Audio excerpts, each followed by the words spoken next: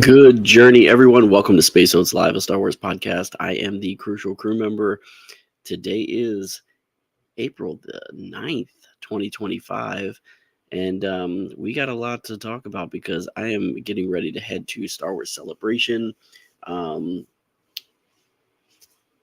can't wait. Oh my goodness, it's only going to happen in a couple days. Not a couple days, but a few days. Some days.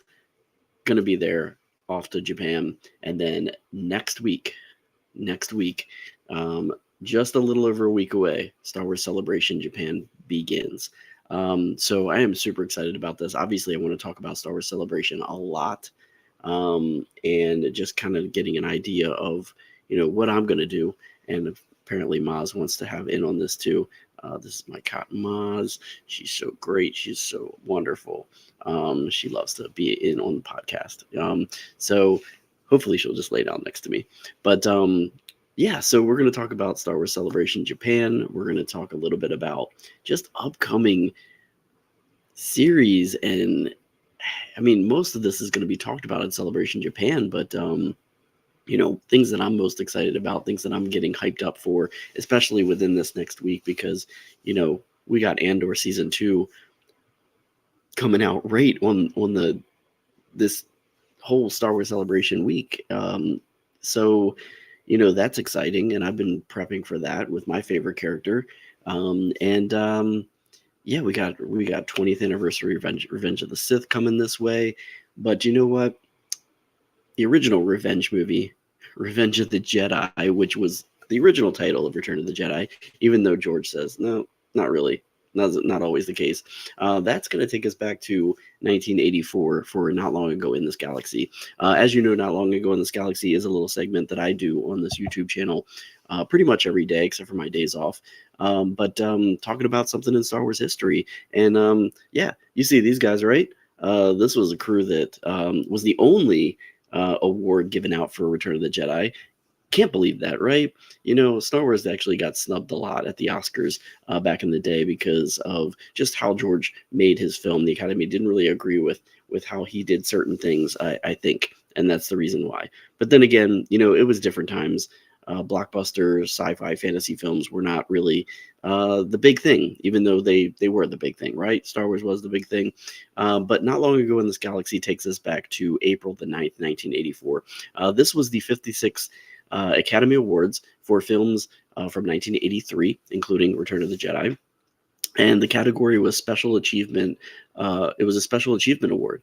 There was no other nominees for this. This was something that was just Star Wars just getting recognized for the amazingness of the special effects, which it was doing an amazing job with that.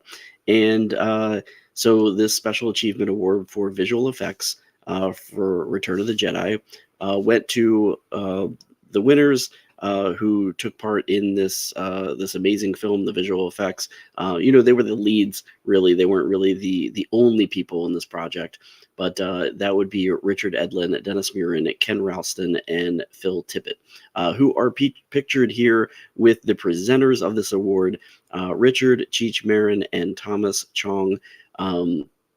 You can actually go to the Academy Awards website and watch the presentation. You can see this on YouTube. I watched it today. Very funny. Cheech and Chong, classic. And yeah, thought that they were getting the awards. And then also love how they, held off on giving one of the Oscars to one of the winners, kind of like holding on to it until the last second. Again, this was April 9th, 1984 at the Dorothy Chandler Pavilion. Dennis Muren, each gave a little bit of a thank you. You can tell that these guys are definitely behind the scenes guys. I love it. That the minds of these people, that when they talk about these films or when they're just honored with things. I'm looking at my other cat who's about to go nuts. They really don't have a great, I mean, I don't know. Maybe it's just because they're standing in front of a large crowd and they were nervous. I wouldn't be nervous. I love to be in front of people. I love to talk. I love to facilitate, my job. And I just love a crowd. I love to appease a crowd, and I love to get up there, and I feed off of it. I feed the energy, and these guys just Not so much. Not much energy in their thank you speeches. Dennis Muren went first. He thanked a bunch of people. I'm guessing on the team. I'm not going to go through their names, but also everybody at Industrial Light and Magic. Richard Edlin thanks George Lucas for the opportunity to do what he could for the Star Wars trilogy. Such a major part of the trilogy in itself. And he, mentioned this was the end of the era for him, and it would be his good old days. And he also thanks his mentor, who gave him his start. He also thanked, other people for the honesty and help whenever he asked. And he also thanked the talented crew members who did it all, for whom he was just serving as a figurehead. I think his thank you really meant a lot, because it really just, took it off of him and really put it on a lot of others that were really important, especially those on the team that didn't actually get a physical award. Phil Tippett thanked the Academy, Joe Johnston, who we know, and some others, all of his friends at ILM, and then especially thanking his family for their support and their love. My cats are probably going to go nuts in a minute, so don't know what's going to happen here. And then Ken Ralston, who almost stepped in front of Phil Tippett, but he ended up closing it out, and fittingly closing it out by thanking a few individuals, and then the 120 artists at Industrial Light and Magic who contributed to the film, and then also to the force behind the force, George Lucas, and then all of them shouting out thanks George as they walked off of stage. Return of the Jedi, again, this was the only award that Return of the Jedi won, and it was a special achievement award. Return of the Jedi did get other nominations at the Oscars that year, one of them being Ben Burtt for sound effects editing, but the winner of that went to The Right Stuff, the movie The Right Stuff, which actually was a really big favorite of mine as a child. I loved astronaut movies and space movies of all different, even if it was science fiction or not. I loved all of that, and The Right Stuff was a really good movie as well. And then, so that was for sound effects editing that Ben Burtt was nominated for. And then also Ben Burtt, Gary Summers, Randy Thorne, and Tony Dahl were nominated for Best Sound, which The Right Stuff also went to, which some of the same people worked on that film. Actually, Randy Thom worked on both The Right Stuff and for Return of the Jedi. So he did get an award, but the Academy felt it was better. The sound was better for The Right Stuff. I don't agree, even though I love The Right Stuff. The music nominated John Williams for Return of the Jedi, but the winner went to the original score for The Right Stuff as well, which is kind of interesting. This is one of the few movies that John Williams was nominated for throughout his career that he did not win for. But he did win for Star Wars before, and maybe the Academy felt that, similar compositions with the movie, kind of reusing some themes as well, possibly caused them to go with a different winner in this category. And then Return of the Jedi was nominated for Best Art Direction, and that ended up going to a movie called Fanny and Alexander, which I have no idea what that movie is, but Return of the Jedi lost to that one as well. I think that was it. I think that's all that they were nominated for. But yeah, but they did win this Special Achievement Award.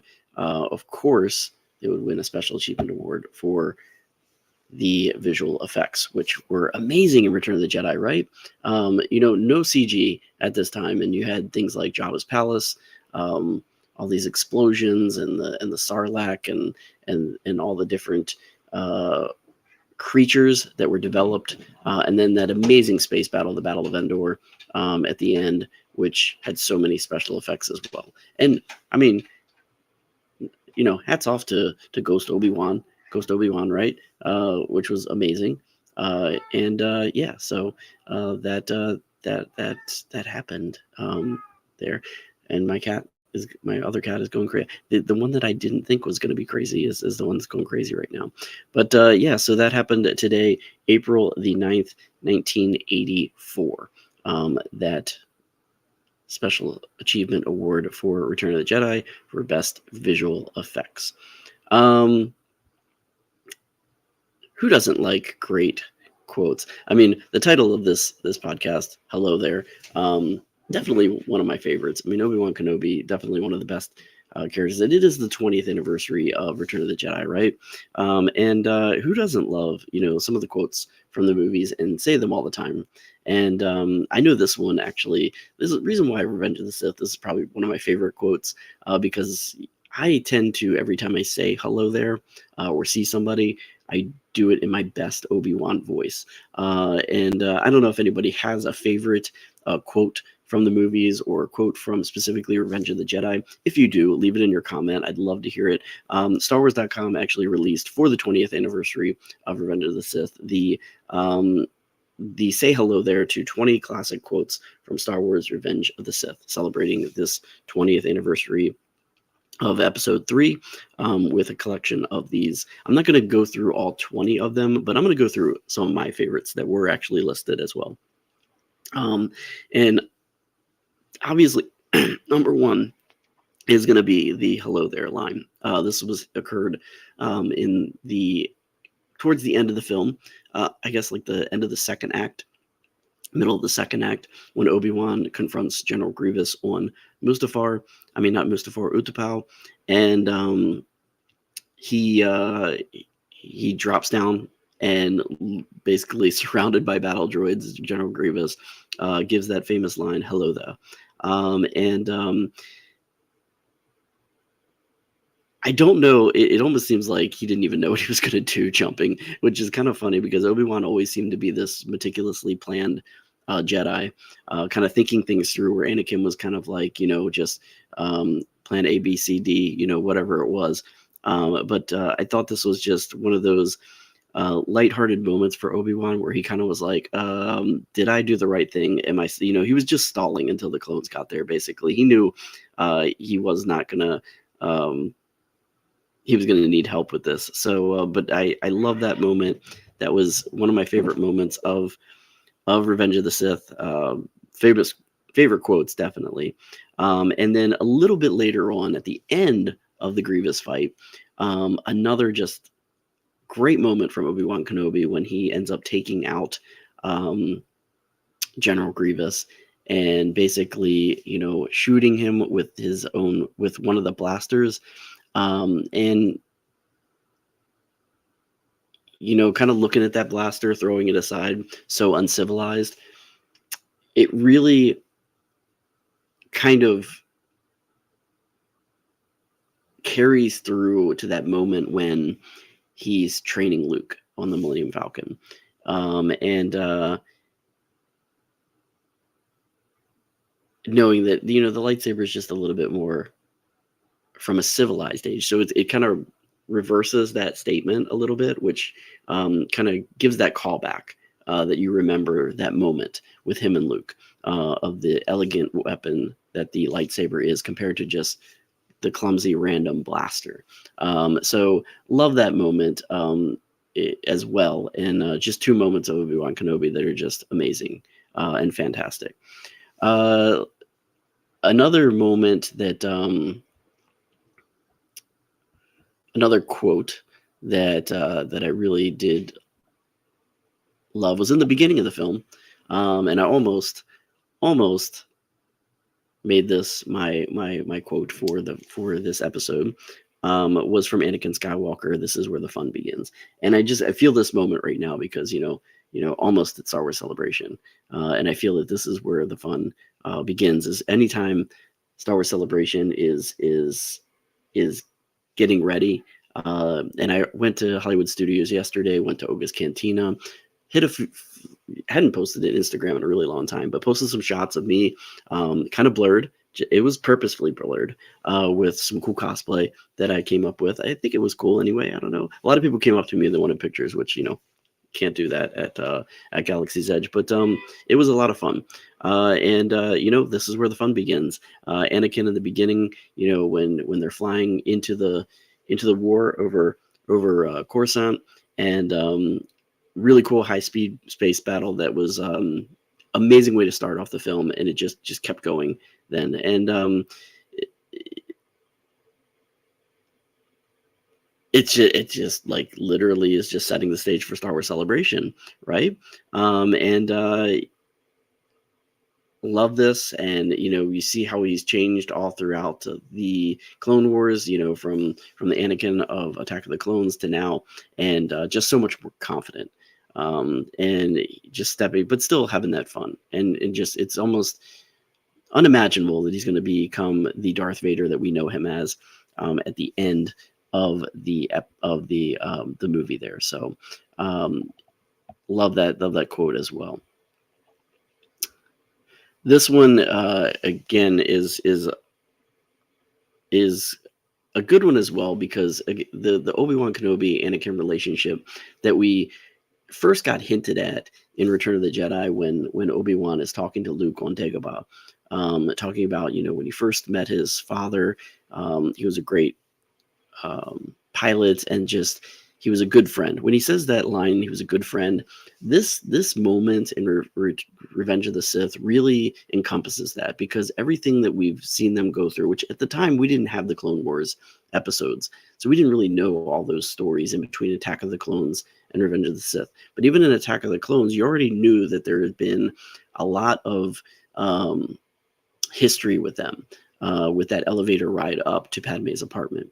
But now it takes it even a step further. All the Clone Wars that they've just been through after landing that ship, and they're getting ready to part ways on Coruscant, which is really the last time they kind of almost see each other in a friend moment. They do meet a little bit here and there, but this is a really brotherly moment. One of the last brotherly moments that we have with them, where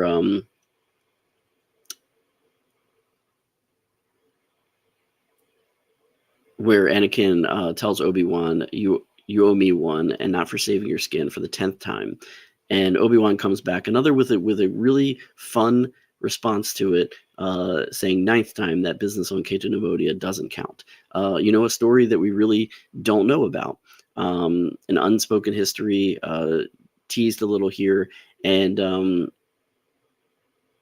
it's just so fun. Who knows? Maybe we'll get to find out one day what that was. And oh, actually, it was. I'm sorry. This was in a published work, which actually I've never read, but I forgot about that. It was in Star Wars Brotherhood. That was the story that. So if you want to know what that moment was, let's pick up Star Wars Brotherhood, and you'll find out. So again, just such a lighthearted moment. Really, has their brotherly relationship that we love so much, and like Obi-Wan reminisces about when he's talking to Luke. And then of course, there that friendship turns to hatred into the end of the film. And we all know these famous quotes from the beginning of this duel, or actually all the way to the end of this duel, right before the defeat of Anakin Skywalker, when Obi-Wan kind of pleads for him. He's given him one last choice. It's over, Anakin. I have the high ground. And he doesn't want to kill Anakin. He's already told Yoda that. We all know that that's not going to happen, but he knows he cannot do this. And he makes a final plea to Anakin before they reach that point of no return. But Anakin just has way too much pride. And despite that warning, Obi-Wan ended up having that high ground and taking him out. And then that hatred comes to fruition with Anakin charred, crawling up the banks of that lava river, yelling out, I hate you. And Obi-Wan basically, again, breaking down, thinking that this is going to be the end of it. Well, knowing that this is going to be the end of Anakin Skywalker, but thinking that there's no way that he's going to survive this, and basically shouting out, "You were my brother, Anakin. I loved you," and you can see his heart breaking just as much as Padme's heart breaks, almost, when he's looking at what's left of Anakin Skywalker, and but Obi-Wan never gives in to this anger or frustration, and doesn't return that hatred towards Anakin. Just feels the heartbreak there, and walks away, thinking it's the end of Darth Vader. But we know it's not. But it's not the end of Anakin Skywalker. Of course, Obi-Wan does not think that that's possible as well. And next time they meet each other is in the Obi-Wan series, when Obi-Wan does find out for sure that Anakin Skywalker has become what is known as this Dark Lord of the Sith, this Darth Vader, which he doesn't really know that that's his name in Revenge of the Sith as of yet, but he does find out in the Obi-Wan Kenobi series, which is a great series. I love it. Watch it. It's a great series. I would love to see an Obi-Wan season 2, honestly. I think there's more stories to tell. And then flipping it to a different relationship, the Obi-Wan Kenobi, Anakin Skywalker relationship, Revenge of the Sith, them breaking apart. And then you have the opposite of the Chancellor Palpatine, Darth Sidious connection, the pull to the dark side, the relationship growing between him and Anakin Skywalker, who becomes Darth Vader, is just a great parallel. And it's just so great to see one separating and then the other connecting. It just makes so much sense, and it's a great way of storytelling. And this is the moment that kind of defines it all for me. This is one of my favorite scenes from Revenge of the Sith. Of course, Chancellor Palpatine, Darth Sidious. Ian McDiarmid just plays such an excellent part in this movie. Being the friend, the mentor,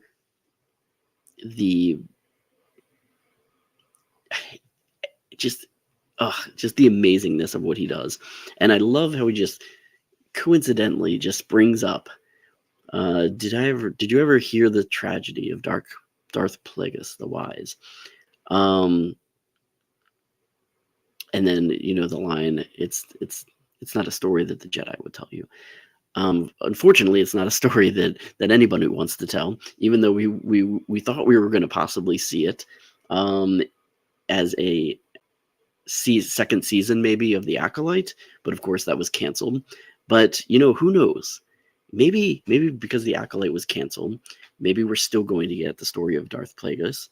Maybe it's not going to be The Acolyte season 2. Maybe it's going to be called something else in a different series where we get to continue that story in the High Republic era, which I so hope.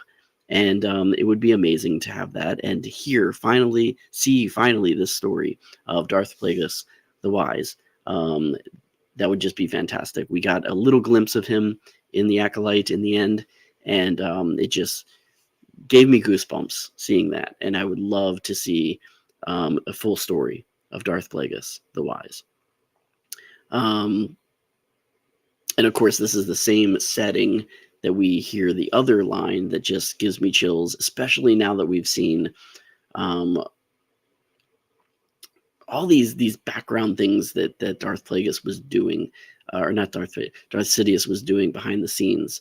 All these experiments, the cloning experiments, everything that led up to the rise of Skywalker, knowing that he was able to cheat death as well. And that quote, "The dark side of the Force is a pathway to many abilities some consider to be unnatural." Just thought of that. When you knew Palpatine was coming back, and just seeing some of the other things that not only what the Force can do, or the dark side, but also, just any type of dark magic, with the Death Troopers in Ahsoka, Oops, my apologies. One day I'm going to figure out how to turn this back on without it going off. Again, apologies. Give me one moment. Going to go ahead and put these back on. I blame Maz. Blame Maz. But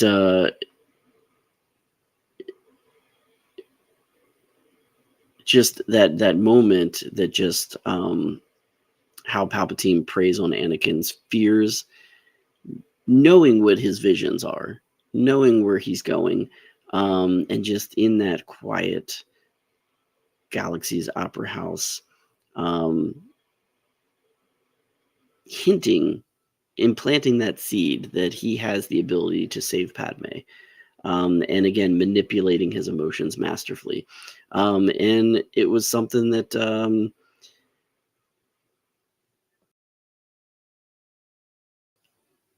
just connects us to Rise of Skywalker, and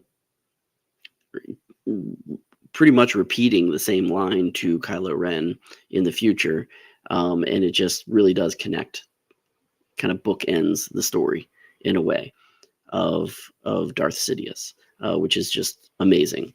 But love that line. It gives me chills every time I hear it, honestly. Love that. And then just continuing on when Sidious finally makes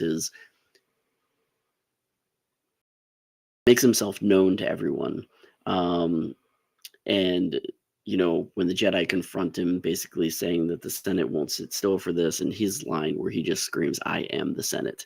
He already knows he's in control of everything. There's nothing that they can do. He's unfazed by it. He's created all this. Has all this power that he's accumulated for all of these years of groundwork, which is what we've seen all the way up to this point, starting out in the Phantom Menace years and years and years before. And knowing that the government's completely in his control, no matter how hard the Jedi would deny that. So just an amazing ending to that, and such a dark ending, but so great. But those are some of my. There is more quotes in the 20 quotes from Revenge of the Sith on StarWars.com. Go check that out. Maybe you have a different quote. Maybe there's something in there that wasn't. Honestly, most of the ones that I would pick were there in that one. So I don't think there was anything missing that I can think of. But let's talk about Star Wars Celebration, shall we? Can't wait. Star Wars Celebration is so close and upon us, and there's tons of information out there of some know before you go. If you haven't gone already, or if you haven't left yet, I know that there's some people that have not left yet. I know that there's people that are there now that have started their vacation in Japan leading up to Star Wars Celebration, but just so much going on that's going to be amazing. And if you're not going, don't worry about it. Maybe you're not gonna. Maybe you can go back to Japan and see it at some other time. But honestly, as far as just with Star Wars Celebration Japan, you don't have to worry about missing a lot of the content, a lot of the announcements and everything. And there's really cool content that come from Celebration Live, which you'll be able to see on YouTube.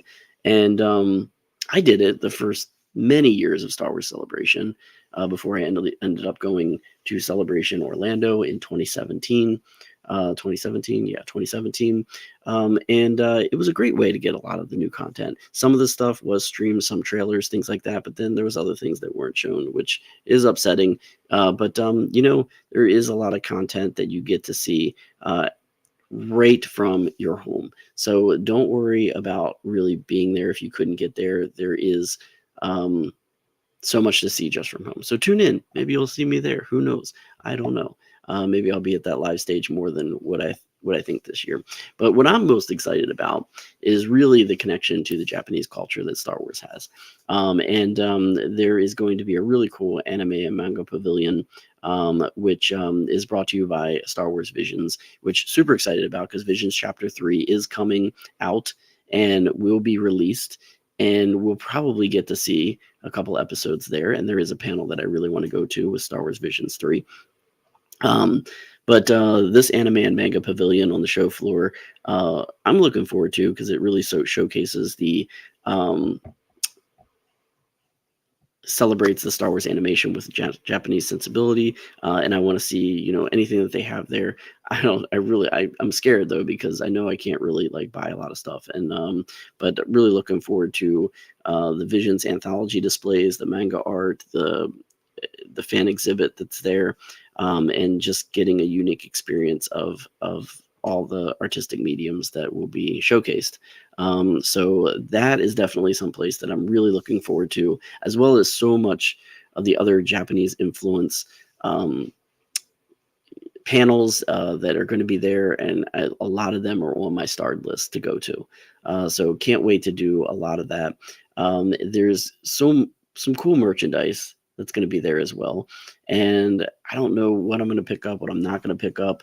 Again, it's just going to be, can I travel with it? Can I not? Can I send it home? What is it that I'll be able to get or not get? But just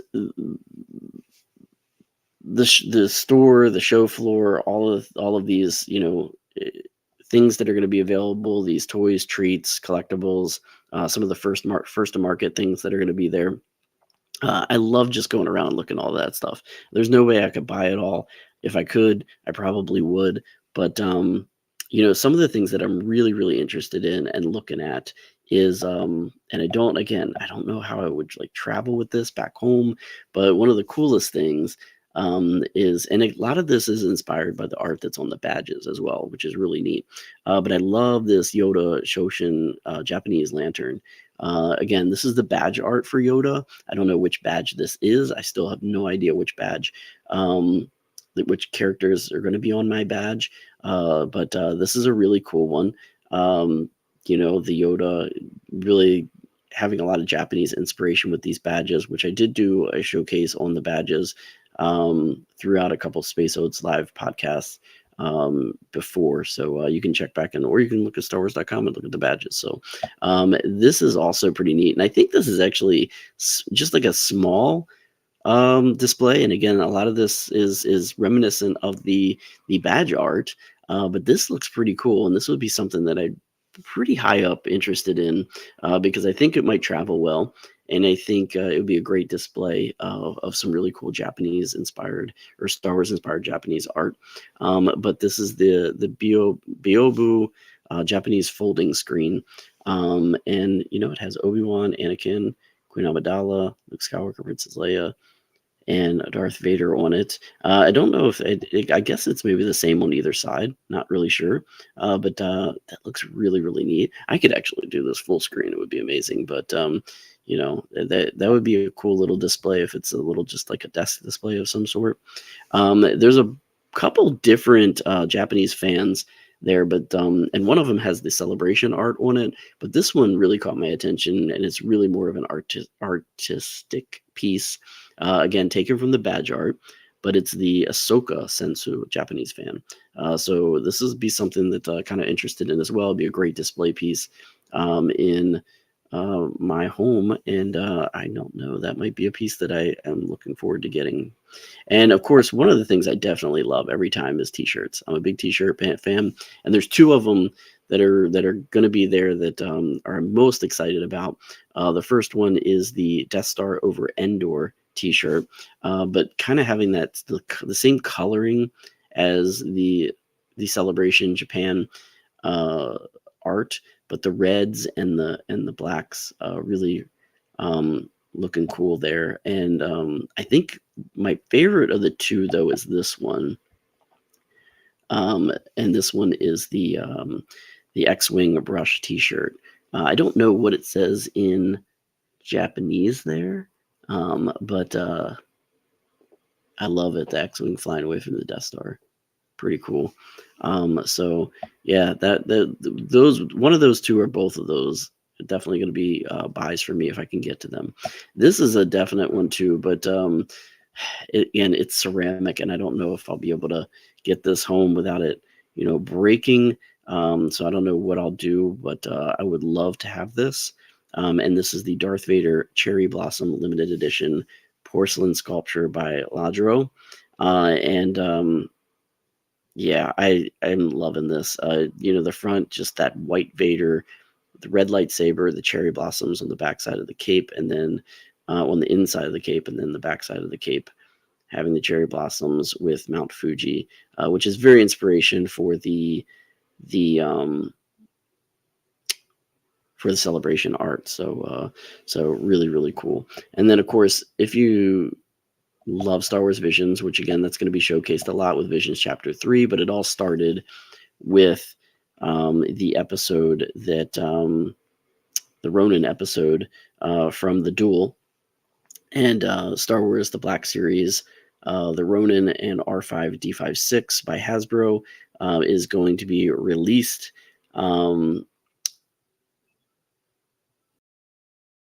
It's a Japanese-only single-language collectible available for purchase exclusively at the Hasbro booth during Star Wars Celebration. And I have a feeling that this one's going to sell out very fast and have very long lines. And I don't think I'm going to be able to get this, but it would be an amazing piece to have. Again, I don't know how I would travel with that the rest of my time there, and I'd be really nervous about anything happening to it. But another thing that will definitely not travel with me home,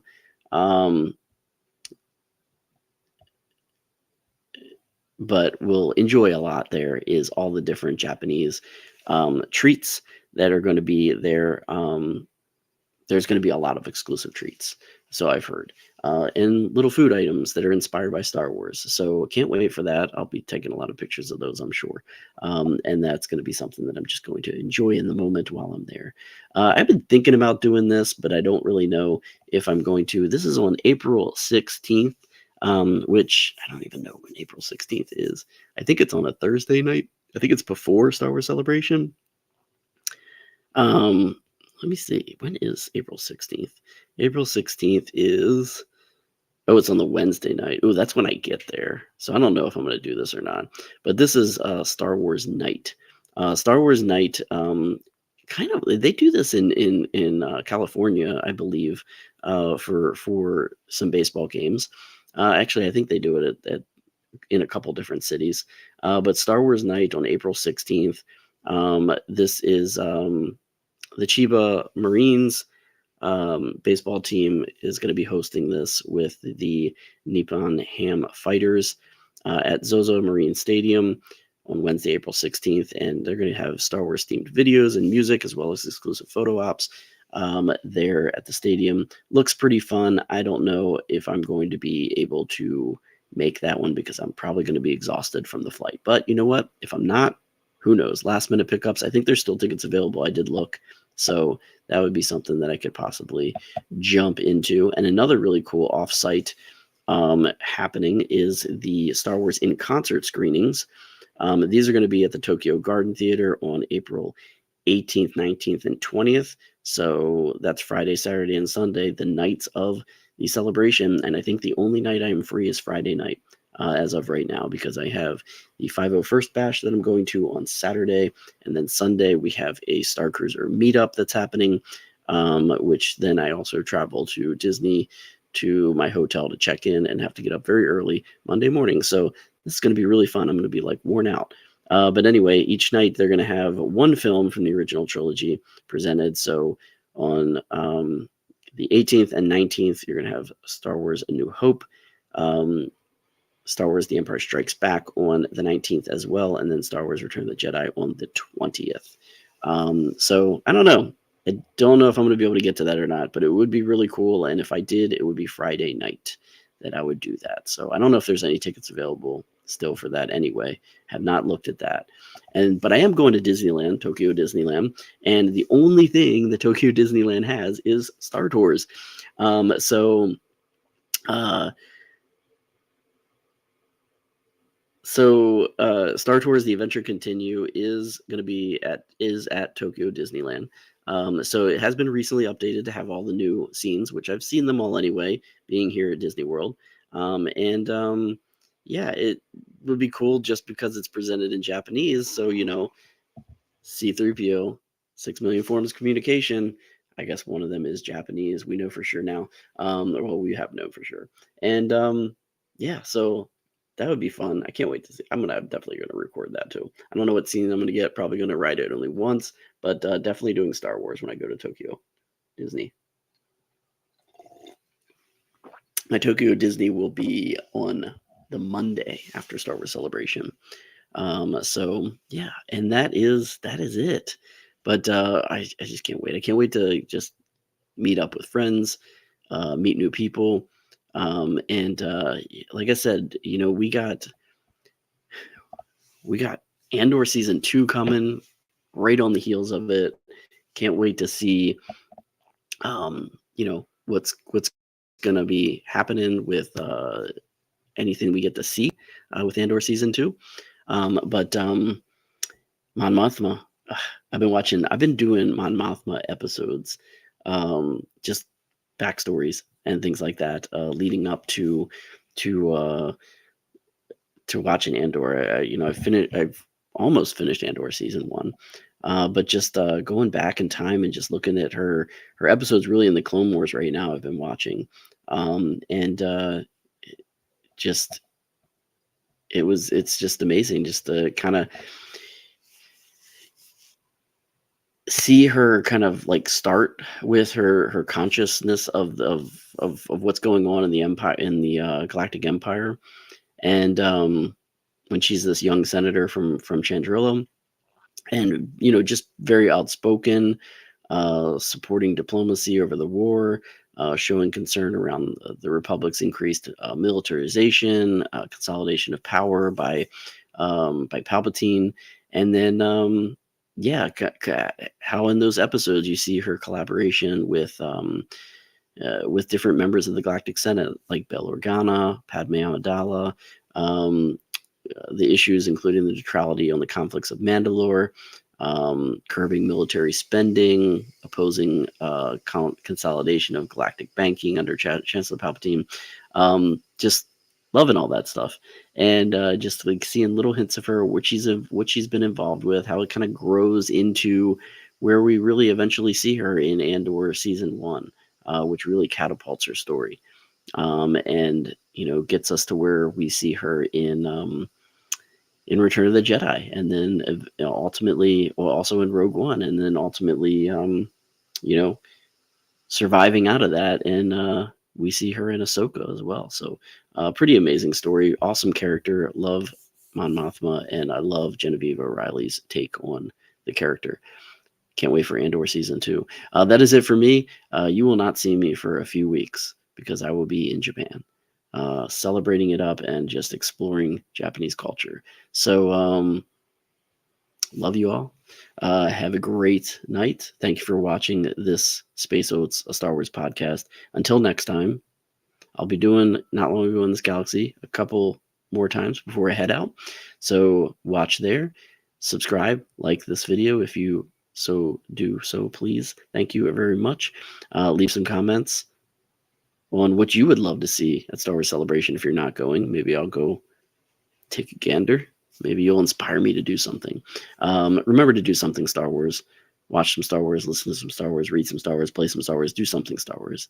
Most importantly, whatever you're doing, may the stars light your way. Have a great evening, everyone, and I'll see you next time.